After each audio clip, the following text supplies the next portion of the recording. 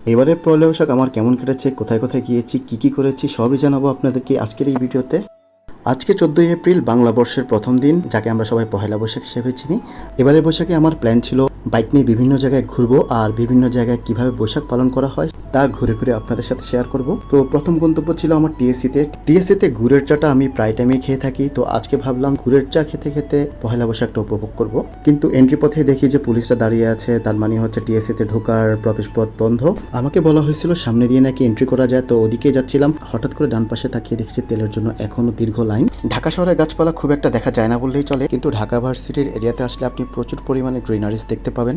সূর্যের আলো যখন গাছের পাতার ফাঁক দিয়ে রাস্তায় পড়ে, বাইক চালানোর সময় ব্যাপারটা আমি বেশ এনজয় করি। সামনে এসে দেখে এদিকের এন্ট্রি পথটাও বন্ধ। এক প্রকার হতাশই হয়ে যাচ্ছিলাম যে আজকে মনে হয় আমার আর চা খাওয়া হবে না।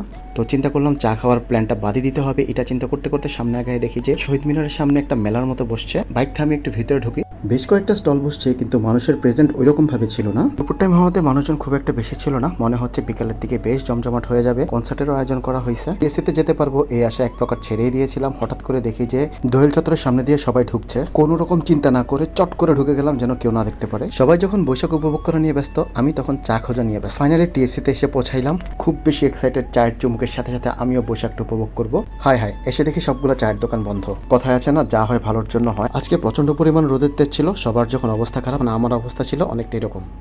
হঠাৎ আকাশ দেখে মনে হলো যে কোনো সময় বৃষ্টি নেমে যেতে পারে, তাই তাড়াহুড়া করে বাসার উদ্দেশ্যে রওনা দিলাম। বাসায় যাওয়ার জন্য তাড়াহুড়াই করছিলাম, হঠাৎ করে দেখি রাস্তার মধ্যে জ্যাম। সামনে আগায় দেখি কিছু ভদ্রলোক মোটরসাইকেল রাস্তার মধ্যে পার্ক করে উধাও, আর পুলিশ মামাও মামলার হাল খাতে নিয়ে বসছে। ঠিক বুঝতেছিলাম না হাসবো না কাঁদবো। ফাইনালি ফাঁকা রাস্তা। ঢাকা শহরে ফাঁকা রাস্তা পাওয়া আর আকাশের চাঁদ পাওয়া অনেকটা একই কথা। অবশেষে অফিসে পৌঁছাইলাম, বলতে পারেন গরমে এক প্রকার সিদ্ধই হয়ে গেছে।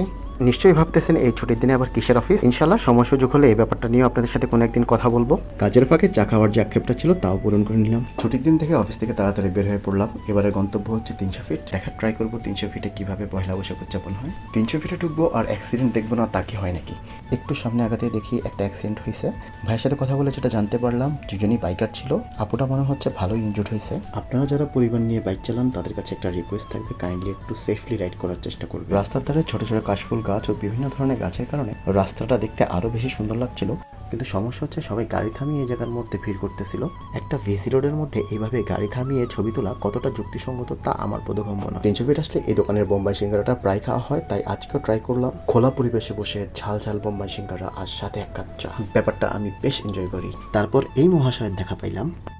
ওনার সাথে যে কখন সময় পার হয়ে গেছে টেরই পাই নাই। সন্ধ্যা হতে হতে 300 ফিটের বৈশাখ যেন আরো জমজমাট হয়ে গেছে, যার কারণে বলতে পারেন ভালোই জ্যামে পড়েছিলাম। শুধু 300 ফিটের এই রাস্তাটুকু একটু ফাঁকা ছিল। ঢাকা শহরে ঢুকতেই দেখি কোথাও পেট্রোল পাম্পের জ্যাম, কোথাও মেলার জ্যাম, বা কোথাও বিভিন্ন কারণে জ্যাম। এইসব জ্যাম ঠেলতে ঠেলতে আমি যথেষ্ট পরিমাণ ক্লান্ত এবং ক্ষুধার্ত। বাইকেরও একটু রেস্ট দরকার আর নিজেরও একটু খিদা মেটানো দরকার, তাই সরাসরি চলে এলাম আঙ্কেল বোবোতে। বলতে পারেন ইদানিং ওদের খাবারটা আমার বেশ ভালোই লাগতেছে।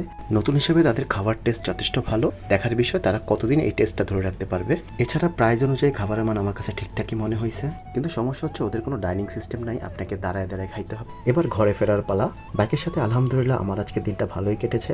আমার চেষ্টা ছিল আমার বৈশাখটা আপনাদের মাঝে তুলে ধরার।